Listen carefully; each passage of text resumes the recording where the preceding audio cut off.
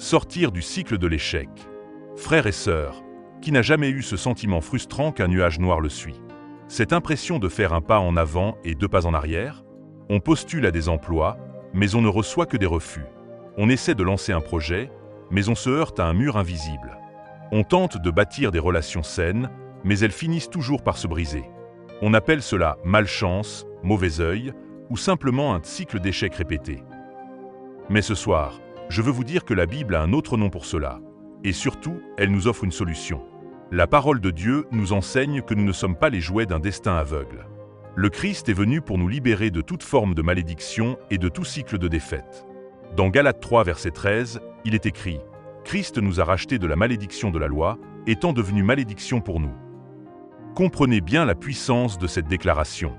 Jésus a pris sur lui à la croix toute parole négative, toute malédiction générationnelle, tout héritage d'échec qui pouvait peser sur nous.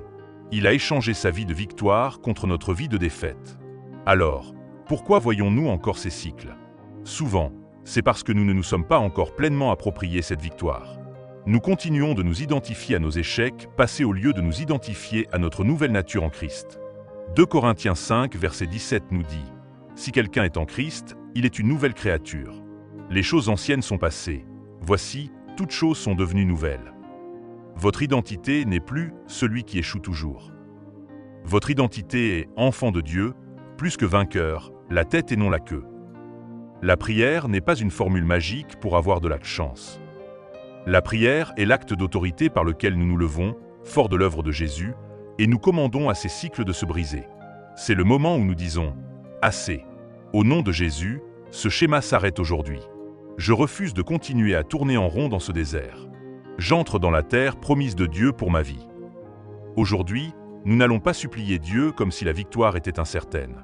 Nous allons nous tenir sur la victoire déjà acquise et proclamer notre libération. Point introduction à la prière.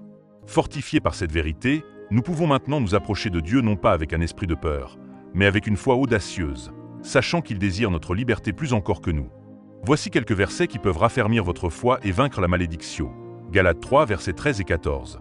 Christ nous a rachetés de la malédiction de la loi, afin que la bénédiction d'Abraham eût pour les païens son accomplissement en Jésus-Christ. 2 Corinthiens 5, verset 17. Si quelqu'un est en Christ, il est une nouvelle créature. Les choses anciennes sont passées. Voici, toutes choses sont devenues nouvelles. Romains 8, verset 37. Mais dans toutes ces choses, nous sommes plus que vainqueurs par celui qui nous a aimés. Deutéronome 28, verset 13. L'Éternel fera de toi la tête et non la queue. Tu seras toujours en haut et tu ne seras jamais en bas, lorsque tu obéiras au commandement de l'Éternel, ton Dieu. Je vous invite maintenant à vous mettre à part. Trouvez un lieu calme, élevez la voix avec moi, et engagez tout votre cœur dans cette prière de libération. C'est un moment décisif. Père Céleste, je viens devant ton trône de grâce au nom puissant et victorieux de Jésus-Christ. Je te remercie car tu es un Dieu bon, et tes plans pour moi sont des plans de paix et non de malheur, pour me donner un avenir et de l'espérance. Père, je reconnais que j'ai été pris dans un cycle d'échecs, de revers et de ce que le monde appelle la malchance. Mais aujourd'hui, je me tiens sur ta parole. Je te demande pardon pour toutes les fois où j'ai accepté l'échec comme mon identité et où j'ai douté de ta puissance à me délivrer. Au nom de Jésus-Christ, et par l'autorité de son sang versé, je brise maintenant tout cycle d'échec dans ma vie. Je brise toute parole négative que j'ai prononcée sur moi-même ou que d'autres ont prononcée sur moi. Je renonce à tout esprit de peur, de doute et d'autosabotage. Je brise toute malédiction générationnelle de pauvreté, de maladie, de divorce et d'échec qui auraient pu être transmises dans ma lignée. Par la croix, je suis une nouvelle créature et mon héritage est la bénédiction d'Abraham.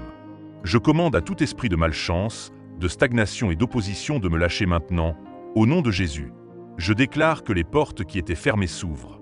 Je déclare que la faveur de Dieu m'entoure comme un bouclier. Je ne suis plus la queue, je suis la tête. Je ne suis plus en bas, je suis en haut. Je ne suis plus un emprunteur, mais un prêteur. Je sors du désert de la répétition pour entrer dans la plénitude de ma destinée en Christ. Je reçois ta grâce, ta faveur et tes bénédictions sur ma vie, ma famille, mes finances et mes projets. Je scelle cette prière dans le sang de Jésus. Amen. Croyez avec foi que quelque chose s'est cassé dans le monde spirituel. Ne regardez plus en arrière. Marchez la tête haute, en vous attendant à voir la faveur de Dieu se manifester de manière nouvelle et surprenante. Éloignez le mal et les pensées de défaite par la puissance de cette prière déclarée avec foi.